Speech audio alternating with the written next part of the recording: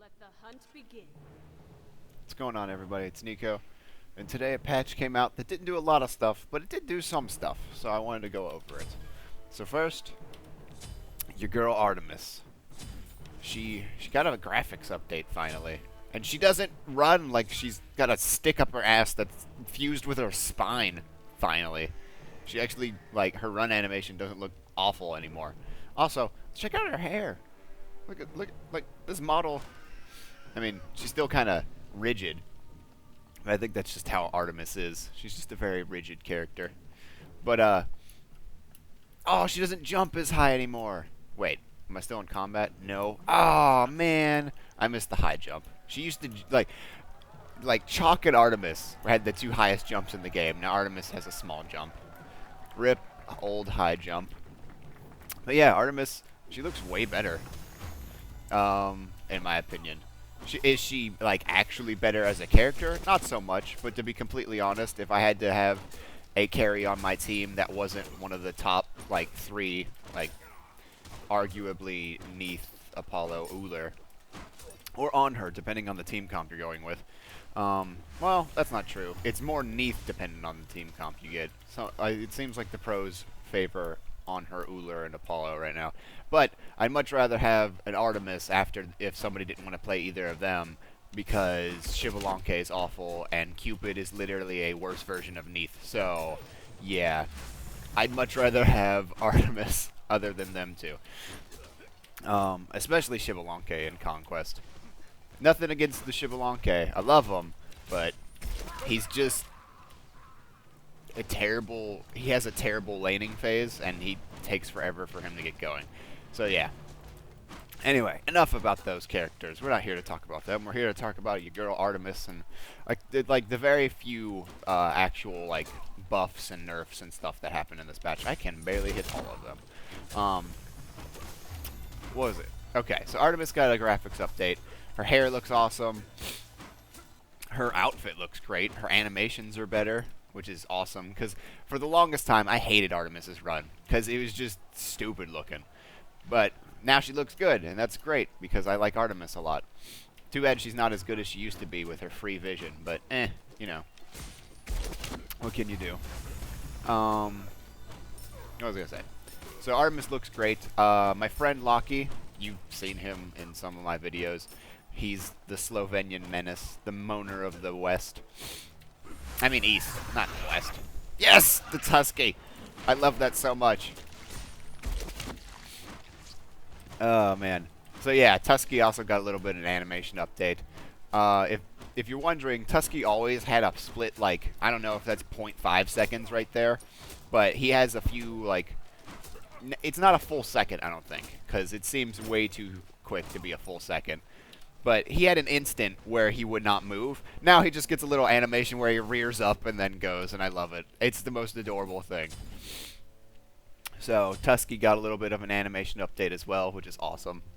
But that's it for Artemis. But what was I saying? Oh, my friend Locky. He got the 2012 skin in a chat because Hi-Res Chris, was it Chris? It was Chris Larson.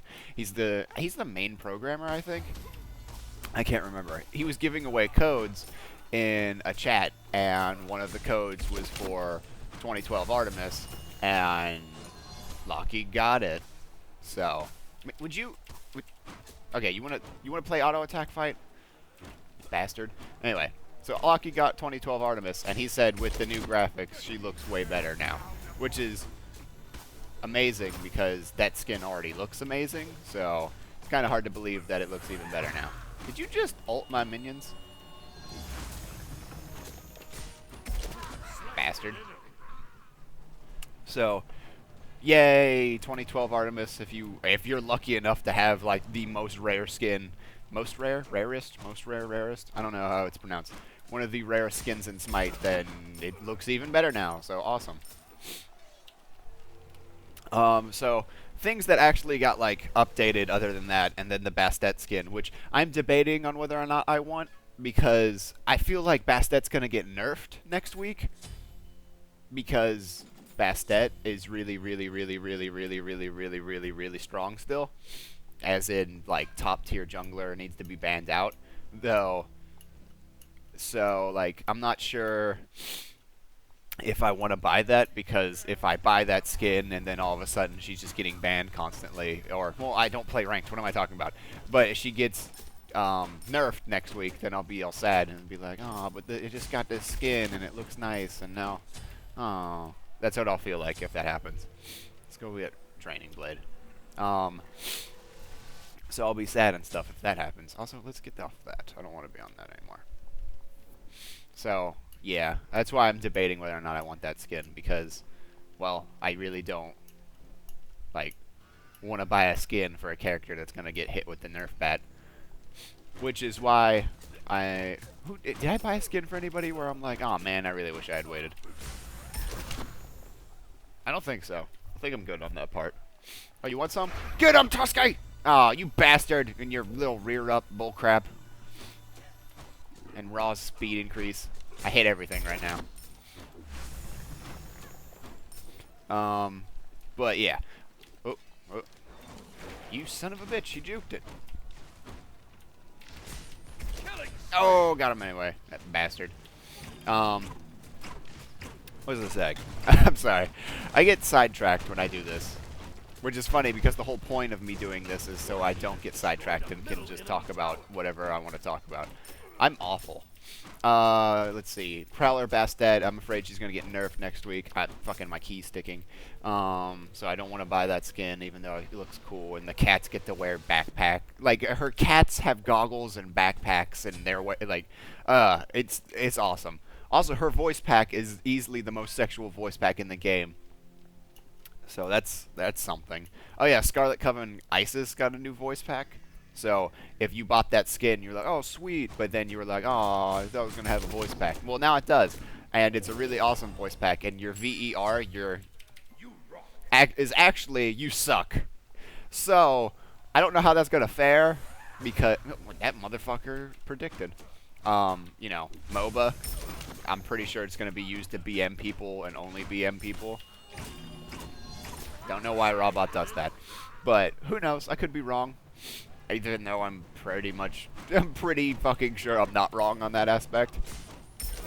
So have a lot of fun telling people they suck with the ISIS voice pack. There's a bunch of bug fixes, and I mean, to be honest, there weren't any real nerfs other than Nemesis. And like with Kumbhakarna, there was a bug fix that, if you played in the public test server, you knew was like, hey, wait, what's going on here? But if you didn't play the public test server, you didn't know what was going on right away. So basically, in the public test server, in my video that you guys saw of Kumbhakarna, you can, is it get back? No, it's not get back. It's the minion where you can hit a minion and they get thrown. The big minions were supposed to be able to get thrown away. Well, apparently, I thought only, like, I heard that only the big jungle camp ones weren't supposed to be, but I had interpreted that, and even the guardian minions in lane couldn't. But apparently that was wrong, and it was either Hi-Res Mick or someone in chat said that that was a bug, and they were going to fix that for this week's patch. So apparently, in the public test server, when you can, like, throw a big minion, that was okay. It was supposed to be like that. Then Kumbhakarna came out, and you couldn't. So now they fixed that. So, yay!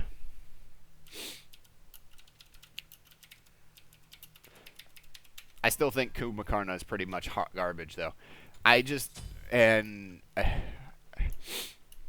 don't know how everyone else thinks about him, because some people will be like, oh, he can solo lane, and it's kind of OP because he's a guardian. And I'm like, but, like, Ymir is, like, a really, really good jungler. Like, a really good jungler. And he's a fairly decent solo laner, and a pretty shitty support right now compared to the other supports that are, like, main right now. So, I think people get too, like, rigid when they think of, oh, Guardian equals support only, and you can do nothing else, or, like, just like when Nemesis came out and everybody was like, oh, she can't solo lane, she's a warrior, she's supposed to be able to solo lane. And I was just like, why are you, what? I was so confused by that, because to me, it doesn't make any sense because Tyr's been able to jungle since he came out. In fact, he was a better jungler before he got his heal buffed to make it to where he could solo lane better. And then after that, he became one of like the mainstays in the solo lane. And then since the nerf to Hand of the Gods, he's been more relegated to the jungle role, but he still solo lanes like a monster. So I don't understand how people are like, oh, warrior is supposed to solo lane and guardian equals support. So I don't know where that's coming from, but apparently people have this weird stigma that that's something that has to happen. But yeah, so throwback is what it's called. His number one, he couldn't throw big minions. It was a bug. It was for sure a bug, and now he can throw them. And apparently his throwback was also acting like Raw's really, like, if you played game in like really early open beta or like late closed beta, Raw's one, I can't remember the name of his beams. It's not just beam, that doesn't make sense. But his beam could multi-hit. So if you were like, if Raw's beam was from like traveling from here to here, and you were getting hit by it, and you ran backwards, you could be hit by it multiple times. And that's what Throwback was doing. If you were to happen to move with the minion that was being thrown, the minion could hit you multiple times and do a crap ton of damage. So that was fixed because it was not supposed to be like that. So, rip Kuma's like only real good force of damage. Good job, Tusky. You get a treat. God damn it, you're so adorable. So Kumba doesn't have that, and apparently there was an issue where the cooldown wouldn't trigger at the correct time. I don't know if I ever saw that happening or paid attention enough to see it happening, or maybe I just didn't notice because I wasn't paying attention. I don't know. I don't remember the cooldown not being right whenever I was playing him.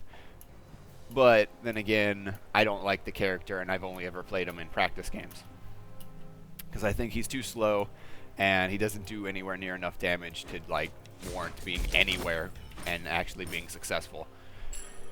And then the only real big thing is Nemesis got nerfed again. Now, I talked about this the last time I made a video because I was like, oh, I don't know how they're going to nerf her. I don't think they're going to get rid of the heal. And I was right. They didn't get rid of the heal, but they also didn't get rid of the damage reflect, and I was like, what? But then I saw how they were doing it, and I was like, okay, this makes a little more sense. So Retribution now functions a lot like Jeb's shield, only it's only for Nemesis. And as you level up the ability, you get 100 to 500 health per rank. And the shield lasts 1 more second, which you could be thinking, how does that not make her just instantly more OP? Because the, well, you see, it's no longer just, like, super amazing. Like, her shield isn't the, like, you don't become invulnerable. You only get more health for, like, 2 seconds. So, it's now just Jeb's shield, basically. Except it doesn't cleanse CC. Also, if Jeb puts his shield on you while you have your shield on, Jeb's shield overrides your shield. So, if you're playing Nemesis and you have a Jeb on your team, make sure they know that you don't want to be shielded until your shield is down, because the shields don't stack.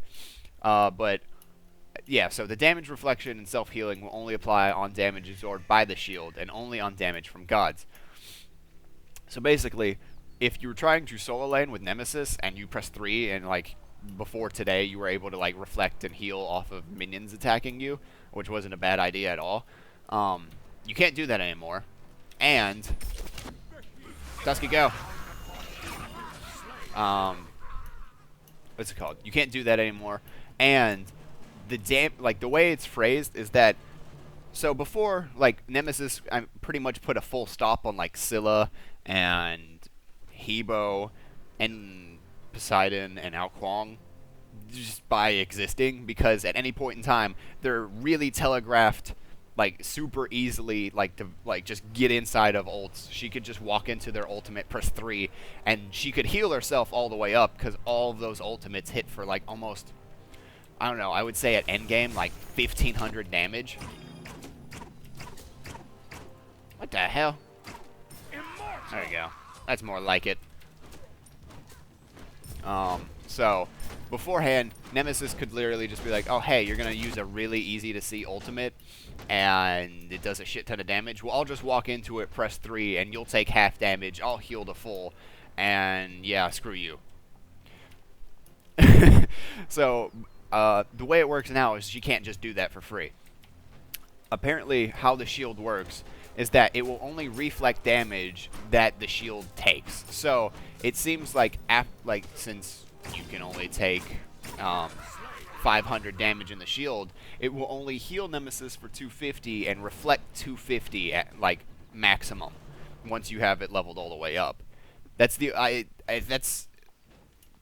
that's the only way that this, like, phrasing makes sense in my mind, is that it has to, like, you can only take and reflect and heal that much damage, because if you reflected more than that, then you're reflecting more than the shield is taking, and it's supposed to be, the reflection's only supposed to happen when the shield is up and it's absorbing the damage. So, yeah. I don't know if this is enough to make Nemesis balanced, but it does help, like, mages against her a lot, and it does make her weaker. Like, it makes her noticeably weaker, because she can't just stand inside of giant mage ultimates for free anymore, like those giant nuke ultimates. So, like, I could just show off in the where's the jungle? There we go. Practice jungle real quick. Nemesis.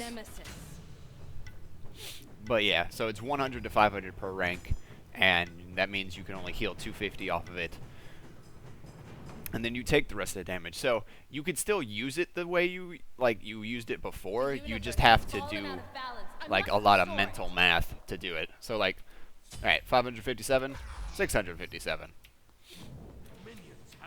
Let's just max it out real quick.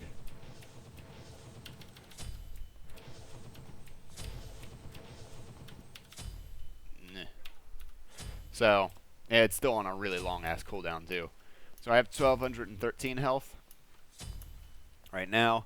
This would give me 1,700 for 2 seconds, and would reflect just enough damage to hurt the enemy. And after it breaks the shield, you take the damage. So, let's say Scylla's hitting for 1,500, because that's not a crazy amount of damage for Scylla, especially since she builds Doom Orb.